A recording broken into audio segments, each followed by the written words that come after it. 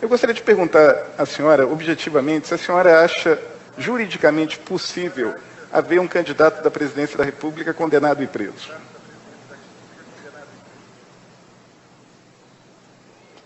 O direito brasileiro não permite que haja, pela lei da ficha limpa, o registro válido daquele que tenha sido condenado a partir de um órgão colegiado, ou seja, basicamente de segunda instância. Ou seja, a senhora está dizendo que... Juridicamente é isso que se tem no Brasil. Uma candidatura, então, de um sujeito condenado em segunda instância, ela não poderá existir. É o que tem prevalecido na jurisprudência da Justiça Eleitoral brasileira. A possibilidade desses 10 anos do Supremo Tribunal Federal de julgar casos referentes à corrupção que ocorreu no Brasil. Ninguém pode esquecer que ocorreu no Brasil, no Mensalão, na Lava Jato, muito embora tenha havido uma anulação formal, mas aqueles 50 milhões das malas eram verdadeiros, não eram notas americanas falsificadas. O gerente que trabalhava na Petrobras, ele devolveu 98 milhões de dólares e confessou efetivamente que tinha assim agido. Eu vi a mala de dinheiro. Portanto, nós vivemos uma tragédia brasileira, a tragédia da corrupção que se espraiou de alto a baixo, sem cerimônia. Um país em que o modo de fazer política e negócios funciona assim. O agente político relevante escolhe o diretor da estatal ou o ministro com cotas de arrecadação. Isso. A gente estávamos ontem, mas no meio da audiência nem deu para... Eu brinquei com ele que eleições não se ganha, se toma. Se toma. Eu queria lhe apresentar, só fez a referência. Está com som? Não, pode ser que sim, pode ser que não.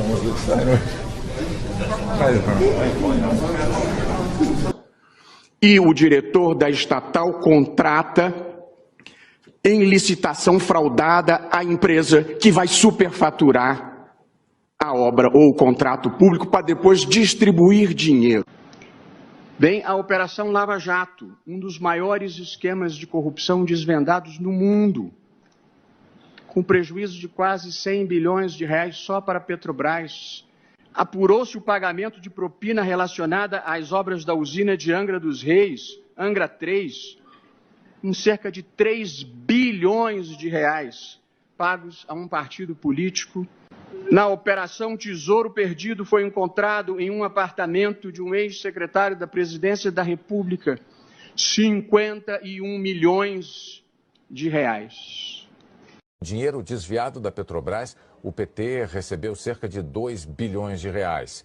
Segundo o ministro, suficientes para financiar eleições até 2038. Por isso que se defende com tanta força as estatais. Não é por conta de dizer que as estatais pertencem ao povo brasileiro, porque pertencem a eles. Mas se você for num cassino e fizer uma aposta, você está num quadro de insegurança jurídica, você pode ganhar ou pode perder. De modo que a partir do momento em que o Supremo disse que o tributo é devido, quem não pagou fez uma aposta. E aí, eu lamento. Peraí, deixa eu ver se eu entendi, ministro. Então quer dizer que se eu confio em uma decisão judicial transitada em julgado a meu favor, esse ato de confiar na coisa julgada é a mesma leviandade, entre aspas, do que apostar numa casa de jogos? Então significa que o Poder Judiciário é um cassino? Solicito que Suas Excelências, o senhor ministro Ricardo Lewandowski e o ministro Benedito Gonçalves, solicito que conduzam ao plenário o excelentíssimo senhor presidente da República Federativa do Brasil eleito, Luiz Inácio Lula da Silva. Missão cumprida.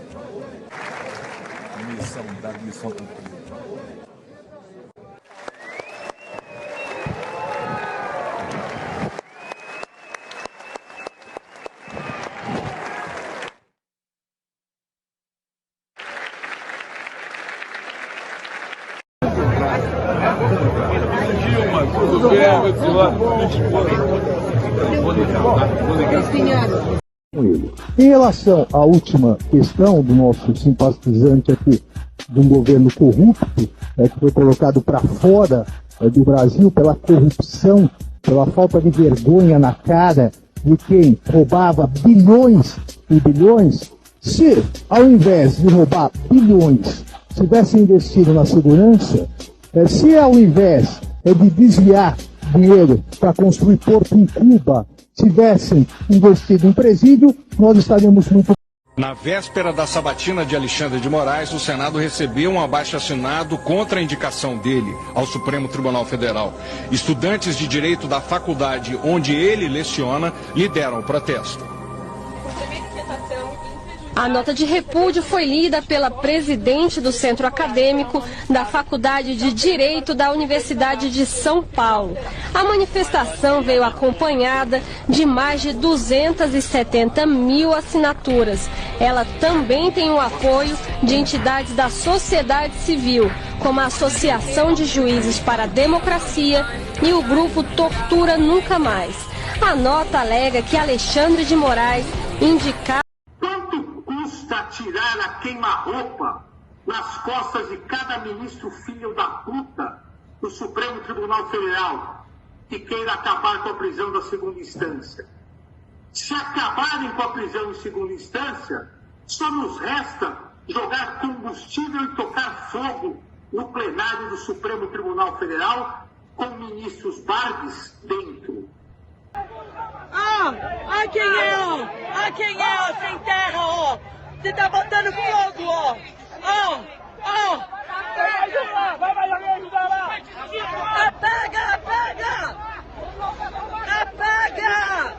Quanto custa tirar a queima-roupa nas costas de cada ministro filho da puta do Supremo Tribunal Federal que queira acabar com a prisão da segunda instância? Se acabarem com a prisão em segunda instância, só nos resta jogar combustível e tocar fogo no plenário do Supremo Tribunal Federal com ministros Bardes dentro.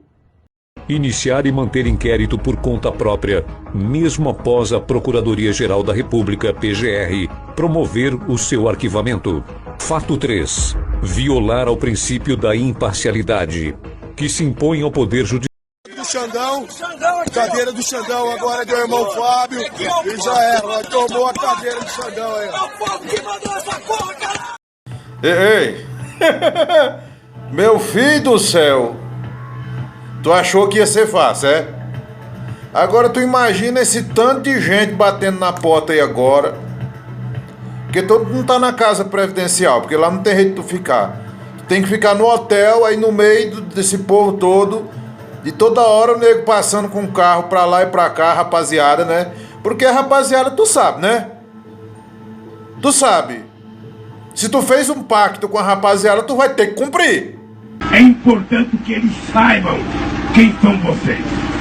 A primeira coisa é que eles têm que saber que aqui tem vagabundo. Aqui tem traficante. Aqui tem bandido. Aqui tem homens, mulheres, mães e pais que certamente querem confusão. Do José Dirceu dizendo que não precisava de eleição nenhuma para mandar no Brasil. Eles iam tomar o poder, pronto e acabou. Via STF. E o que é isso? Eu vou fazer uma leitura aqui que eu não vi em lugar nenhum. Então, até já comentei em outro grupo, mas eu vou comentar com vocês aqui também. Nós estamos vivendo a ditadura, não é a ditadura do STF, na realidade não. Nós estamos vivendo a ditadura do crime organizado, das facções criminosas. O PCC se roga, dizendo que tem, isso para quem conhece, quem for de São Paulo e tiver um mínimo de contato com isso vai saber, que eles têm advogados, promotores, juízes, desembargadores e tudo mais a favor deles. Em uma das conversas, Elias fala sobre política. Reclama das ações duras do atual governo e diz que em gestões anteriores o diálogo era mais fácil.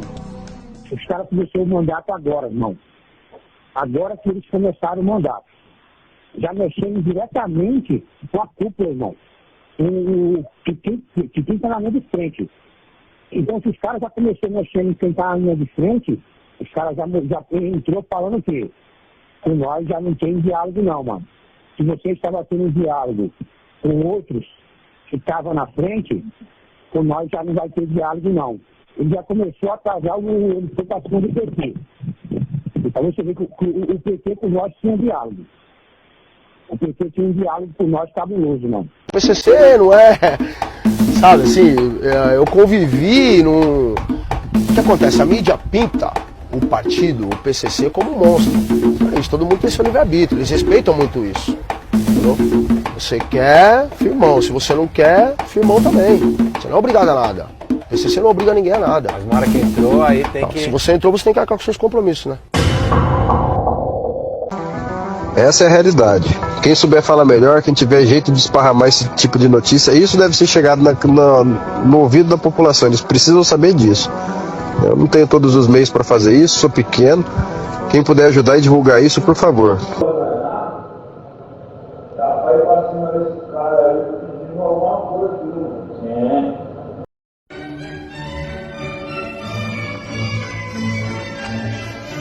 Das Relações Institucionais, Alexandre Padilha, 132 processos. Secretaria-Geral da Presidência, o Márcio Macedo, 48 processos. Advogado-Geral da União, Jorge Messias, 59 processos. Ministério da Saúde, Nízia Trindade, 5 processos. Ministério da Educação, Camilo Santana, 261 processos.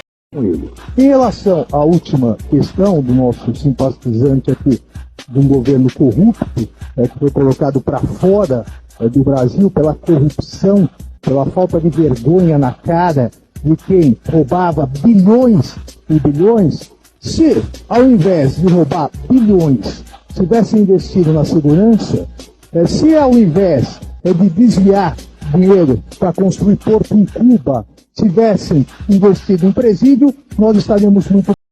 Quem tem boca fala o que quer, acredita quem é bobo. Quem tem boca fala o que quer, acredita quem é bobo. O que ele é? Mentiroso. O que ele é? Mentiroso. O que ele é? Eu acho que o Lula é o PT, né? O Lula é o retrato do PT. Partido envolvido em corrupção, sem compromisso, né, com as questões de natureza ética, sem limites. Muito triste, né, o que nós estamos vendo. E o que a sociedade espera é que seja apurado com absoluto rigor e se faça justiça.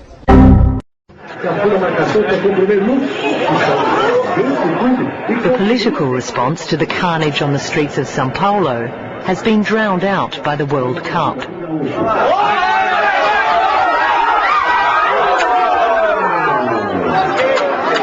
Geraldo Alckmin was the governor of São Paulo for 6 years and resigned a month before the violence began to run for president.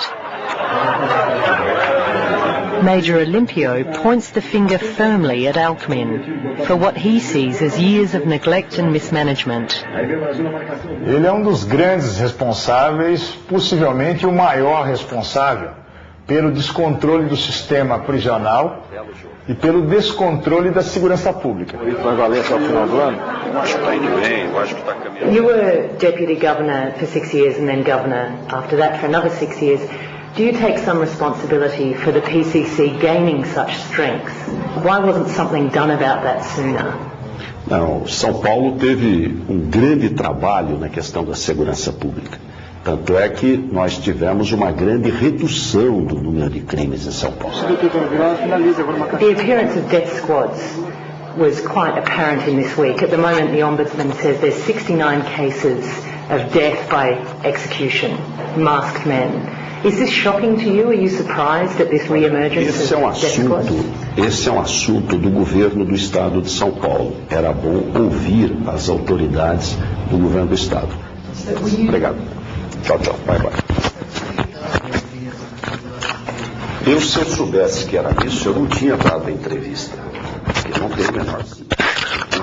Esse é um assunto com o governo do estado de São Paulo. Não, mas eles estão ouvindo. In fact, Dateline did fully inform Mr. Alckmin of the subject of the interview. Bye bye. Someone needs to answer for this. No one is talking. Public security doesn't. Dateline also requested interviews with the head of public security and the police chief, but was turned down. O voto decide para onde vamos. O seu voto pode evitar o caminho do caos. Está também em suas mãos evitar que a corrupção e a roubalheira voltem a comandar o país. Evitar a volta do petrolão, evitar o fim da Lava Jato. É você que pode evitar que um preso condenado por corrupção seja solto. Evitar que o PT volte a quebrar o país. Seu voto pode evitar um novo desastre para o Brasil, para nós brasileiros, para nossos filhos. Porque estava tendo uma reunião do partido, estava tendo uma reunião do PCC, e a viatura de rota chegou no meio dessa reunião. No meio, não sabia. A viatura de rota não sabia que estava tendo uma reunião. Estava patrulhando normal. Quando acabou entrando no meio da reunião, tiroteio de tudo que é lado, de laje e tal. O soldado foi baleado, caiu na rede, encostou a rota inteira. Eu tava na matutina, encostou a rota inteira. A rota mandou um ladrão pro saco. Encontrou um ladrão na viela, teve o tiroteio, um dos ladrões que tinham baleado o soldado Pantoja. Esse ladrão foi pro saco. Não dá 10 minutos, o subcomandante da rota me liga no telefone. Telhado, você tá indo no local? Tô no local aqui, onde tá baleado o cara aqui. Estamos esperando o resgate. Ele falou assim, o governador tá me ligando, governador Geraldo Alckmin, está me ligando aqui pra gente sair do Paraisópolis. Olha o tamanho da política que tem lá dentro. Nós tínhamos um policial baleado nosso lá dentro. Entendeu? O governador de São Paulo entrou em contato com os nossos comandos pra rota sair do Paraisópolis, porque já tinha matado um ladrão, não queria que tivesse outras ocorrências, porque ia ter. Os ladrões estavam lá dentro. Tava lá dentro. Tinha mais cara escondido lá. A gente ia achar. Pelo desgoverno, pela destruição da Petrobras, por obras inacabadas e abandonadas, por jogar brasileiros contra brasileiros, para no final atirar pela janela a autoestima de todos nós. As urnas condenarão Lula, meus amigos, por ter sido o grande responsável de uma década perdida. Registre-se os esforços do atual governo, que pouco a pouco começa a reversão da tragédia econômica a que o país foi colocado. Quero cumprimentar... Tem esquema do contador que era ex-contador do Lula e da família dele, não tem isso aí também, ô Lucas Martins? Tem sim, Datena. Eu vou até transmitir a pergunta pro doutor Fernando, que é o seguinte, esse contador, ele abriu uma empresa numa identidade falsa do Anselmo, e depois ganhou de vezes na loteria, Datena. São pelo menos 65 vezes que eles ganharam juntos ali na loteria, a esposa do contador. Era um esquema de lavagem de dinheiro, né, doutor? Sim, exatamente. Esse contador, ele já tinha aberto uma empresa no nome falso do Anselmo, que era Eduardo Camargo de Oliveira. Ele ajudou o Anselmo a abrir essa empresa e pouco tempo depois, mais precisamente ano passado, em meados do ano passado, ele e o Anselmo venceram um prêmio de 40 milhões na loteria, onde é a oportunidade em que o Anselmo ficou com 3/5 desse prêmio, ou seja, cerca de 24 milhões de reais, e esse contador ficou com os outros 16 milhões de reais, ou seja, o 2/5 desse prêmio. Esse contador já tinha ficado conhecido, Datena, porque ele prestou depoimento na Lava Jato, na ocasião como contador do Lula, prestando esclarecimentos lá sobre a movimentação financeira, e agora deve também prestar depoimento aqui no seu inquérito, né, doutor? Sim, sem dúvida, a gente aguarda ele aqui para ser ouvido. Ministro do STF tranca 3 investigações contra o presidente Luiz Inácio Lula da Silva. Então vamos direto a Brasília, porque... E aqui, presidente, eu me permito observar que os números da atuação da 13ª Vara Federal de Curitiba são muito impressionantes. Foram 179 ações penais, com 553 denunciados. Houve 174 condenações em primeira instância, confirmadas em segunda instância. Celebraram-se 209 acordos de colaboração e 17 acordos de leniência. Foram devolvidos aos cofres públicos 4,3 bilhões de reais que haviam sido desviados. e os valores previstos para serem recuperados com os acordos de leniência das empresas que praticaram delitos atingem 12,7 bilhões de reais. Foi uma operação que revelou um quadro impressionante e assustador de corrupção de norte a sul e de leste a oeste no Brasil. Pessoal, vou mostrar para vocês algumas matérias e depois a gente vai conversar sobre elas. Com voto de Lewandowski, STF forma maioria e considera orçamento secreto inconstitucional. Orçamento secreto é igual a emendas de relator. Vamos para a próxima. Gilmar Mendes autoriza Bolsa Família fora do teto de gastos do governo Lula. Isso de ontem para hoje. O que eles estavam brigando no Congresso, que a gente vem pressionando que o teto de gastos não exploda, porque isso vai incidir na população mais pobre, com certeza. Isso aqui significa inflação mais alta, juros mais altos, mais impostos, porque essa conta chega para você pagar. Afinal de contas, você tem um sistema para sustentar. Agora, vamos para a última matéria. Prestem atenção na data. 30/3/2017. 5 anos. Suprema Corte da Venezuela assume as funções do Legislativo.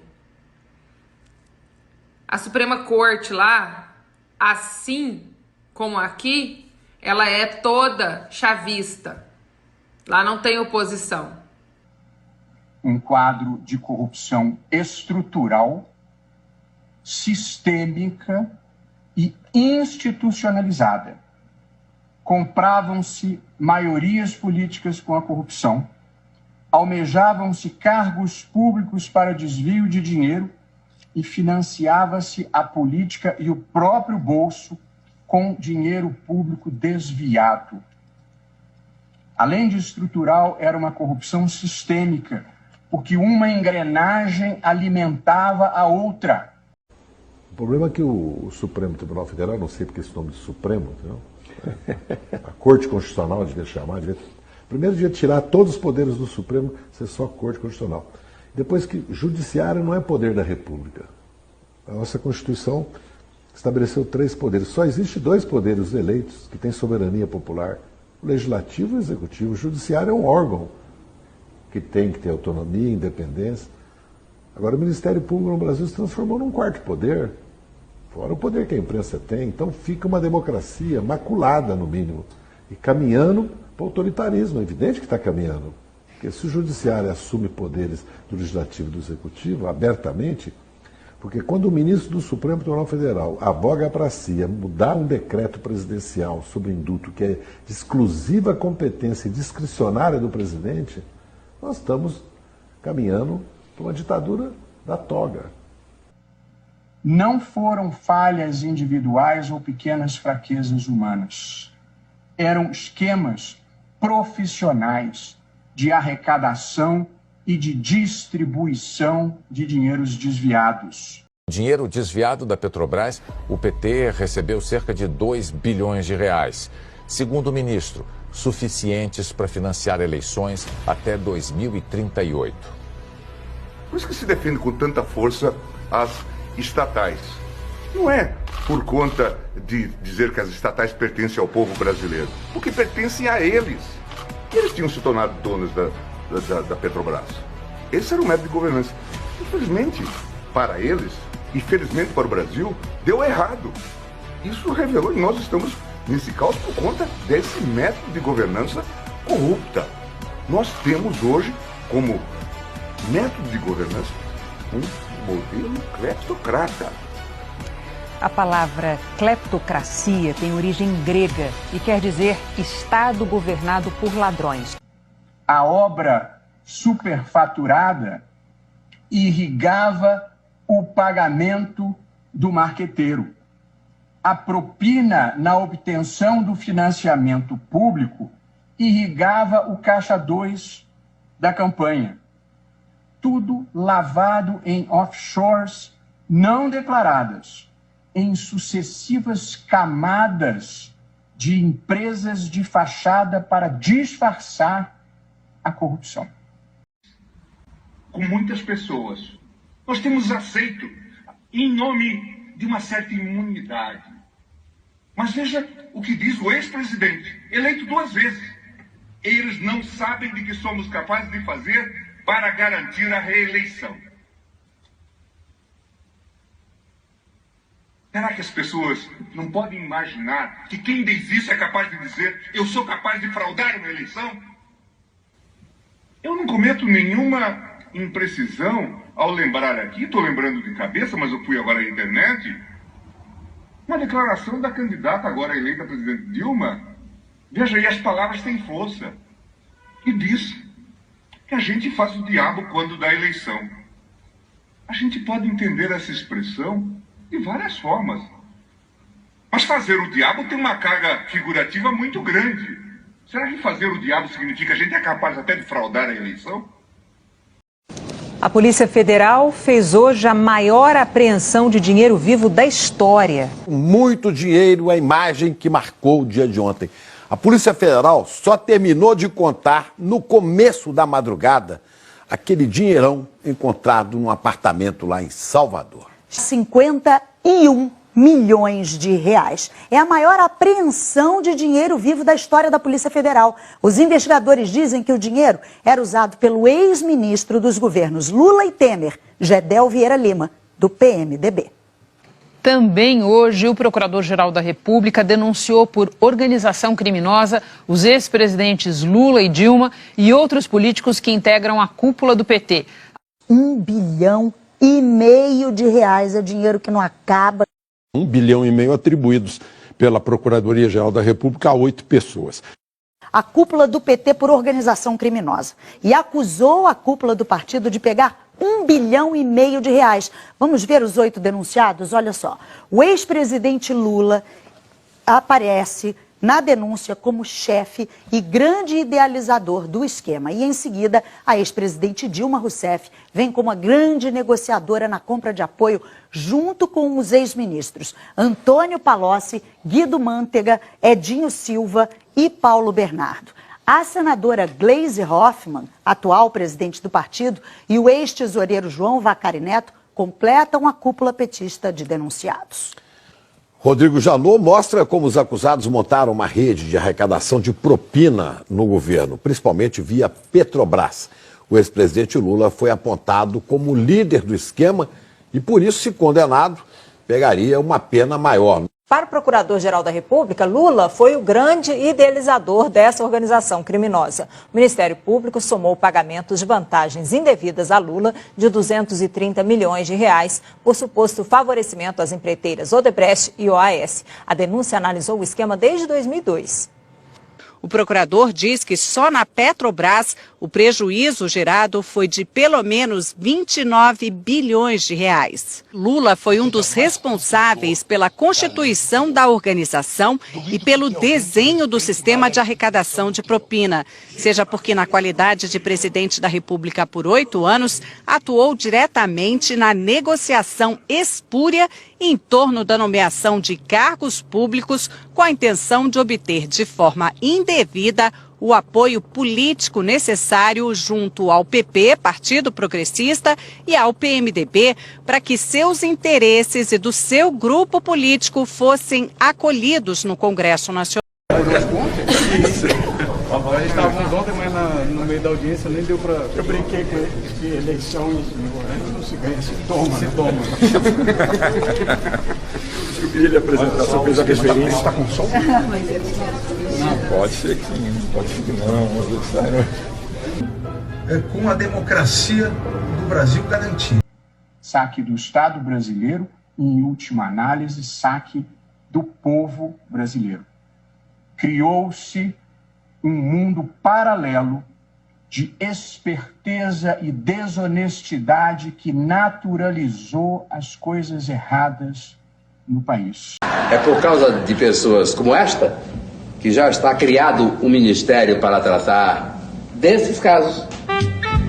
está em reunião o mais recente órgão criado pelo governo. Este é o Ministério da Corrupção. Eu declaro em aberto os trabalhos do mais novo órgão criado no país, o Ministério da Corrupção. Agora em diante, a nossa função é organizar a roubalheira. Qual é, em retrospectiva e analisando tudo que veio depois, a análise que o senhor faz da Lava Jato? O senhor acha que ela teve esse condão de criminalização da política ou que ela foi mais positiva do que negativa? Não, eu não acho que ela foi criminalização da política, não. O que aconteceu na Petrobras foi crime mesmo. Não foi política. O que aconteceu na Eletrobras foi crime mesmo. O que aconteceu na Caixa Econômica Federal foi crime mesmo. O que aconteceu no crédito consignado foi crime mesmo. O que aconteceu nos fundos de pensão foi crime mesmo. Portanto, a gente não deve criminalizar a política nem politizar o crime. Desvio de dinheiro, de gerente devolvendo 150, 180 milhões de reais, não é possível alguém achar isso natural. Isso não é política, isso é bandidagem. Portanto, houve uma quantidade impressionante de coisas erradas entranhadas na estrutura do Estado. A corrupção no Brasil foi uma criminalidade estrutural e institucionalizada e sistêmica.